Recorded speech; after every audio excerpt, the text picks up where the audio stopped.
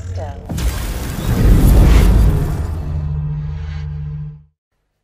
Nadam se da vam se sviđa ovaj video.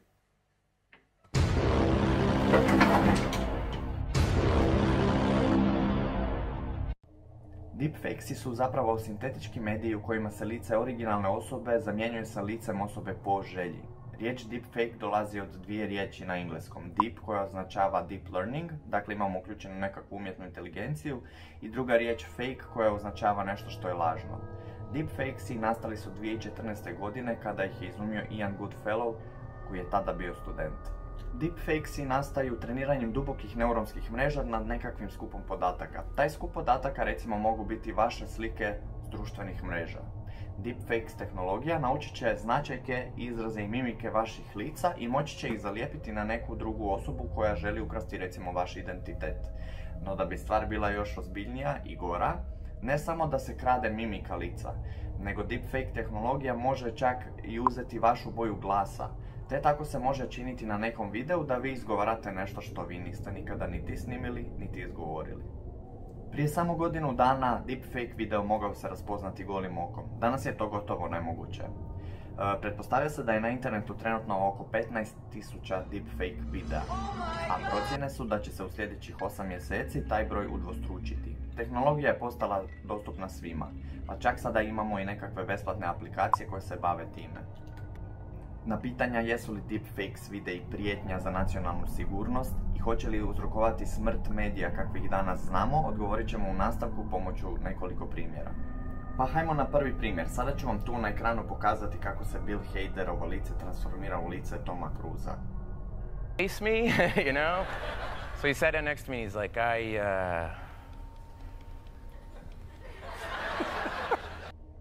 Jedva uopće možemo primijetiti kada se transformacija dogodila.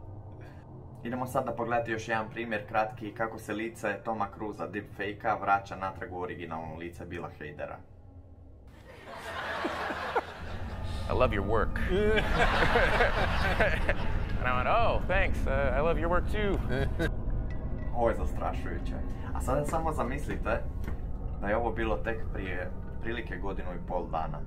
Onaj primjer koji ću vam sljedeći pokazati je 10 puta strašniji od ovog, upravo zbog toga što se više uopće praktički ne može reći razlika između originalnog Tom Cruisa i deepfake Tom Cruisa.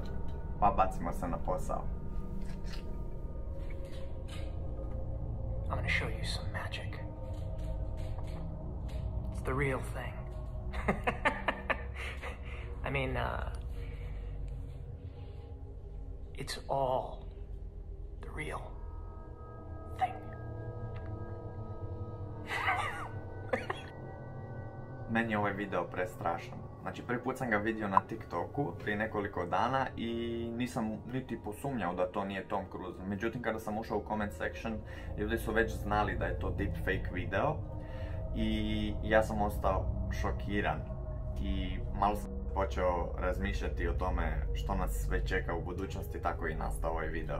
Ono što je zanimljivo iz prošlog primjera, neke osobe koje dobro poznaju Toma Cruisa mogle su u nekim dijelovima sitnim jako raspoznati da to nije Tom Cruise i da je to lažan video. Međutim, ja sam čovjek iz mase, iz naroda, ja nisam nikako mogao raspoznati da to nije Tom Cruise. Iskreno, ja osobno baš i ne vidim nekakve pozitivne primjene ove tehnologije. Ono na što sam naišao, recimo, što mi je palo na pamet je jedino da možete zamijeniti glumca koji je umro usred snimanja filma. Možete oživjeti slike u galerijama, možete napraviti virtualne koncerte u kojima će biti pjevači koji su preminuli. Možete uploadom jedne slike oživjeti osobu koja je preminula ako vam je jako bila bliska, pa ćete dobiti video te osobe. Što se tiče negativnih strana, mislim da je lista beskonačna. Evo, navest ću samo neke primjere. Apsolutno se tehnologija može koristiti u terorističke svrhe, u političke svrhe, može se uništiti nekakva stranka, može se uništiti integritet neke osobe bez problema. Znamo da je 96% deepfake videa zapravo vezano uz porno industriju. Što još možemo nabrojati? Recimo, možete pomoću poznatih osoba, pomoću njihovih lica i glasova možete utjecati na javno mnijenje nekog naroda. možete pokrenuti političku nestabilnost na nekakvom području neke države ili na širem području čak. Pomoću ove tehnologije možete podmetnuti nekom nekakav zločin. Možete napraviti mnogobrojne prevare. Znači danas se prevare rade preko telefona, zamislite samo što će sada biti preko videa. Naravno, meni se čini da ova tehnologija je stvorena za širenje lažnih informacija. Sjetimo se samo u Zagrebu, za vrijeme prvog potresa, koliko se brzo proširila informacija o nekakvom naknadnom drugom potresu koji će biti još jači. Naravno, to nitko ne može znati. Ali sada će ljudi moći širiti lažne informacije brzinom svjetlosti, jer će te lažne informacije izgovarati ljudi u koje vi imate povjerenje. Recimo, možemo uzeti premijerovo lice i napraviti nekakvu najavu općeg lockdowna i slično, i što bi se dogodilo, naravno da bi se opet ljudi pobunili i izašli bi na ulice i ponovo bi imali kaos. Ono što ja mogu zaključiti jest to da postoje gotovo nemoguće razaznati istinu od laži. Ono što je dobro je da su u povijima nekakve stranice koje se bave raspoznavanjem deepfake-ova.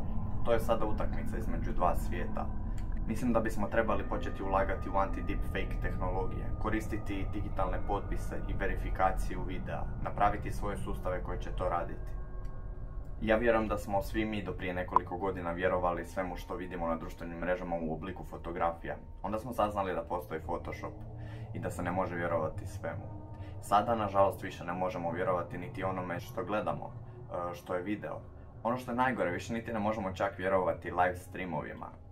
Nažalost, deepfake se ne može više zaustaviti, a ono što je još strašnije je to da su neki dijelovi koda javno dostupni ili na engleskom kako se kaže open source. Sada je samo pitanje vremena kada će ta tehnologija doći u krive ruke. Ja iskreno ne vidim niti jednu dobrobit ove tehnologije, naprotiv, ona me zastrašuje. Nemojmo negirati činjenice koje su nam pred očima, poput Anatolija Djatlova u Černobilu. Sudeći prema svemu, ova tehnologija je iznimno opasna i trebala bi postati pitanje nacionalne sigurnosti. Ljudi, pokrenimo se, molim vas, dajte svoje mišljenje u obliku komentara na ovaj post. Nadam se da vam se sviđa ovaj video. Kako se usuđuješ samo vidjeti moj identitet? Varalica jedna. Ovo je prestrašno čime se sve ljudi bave.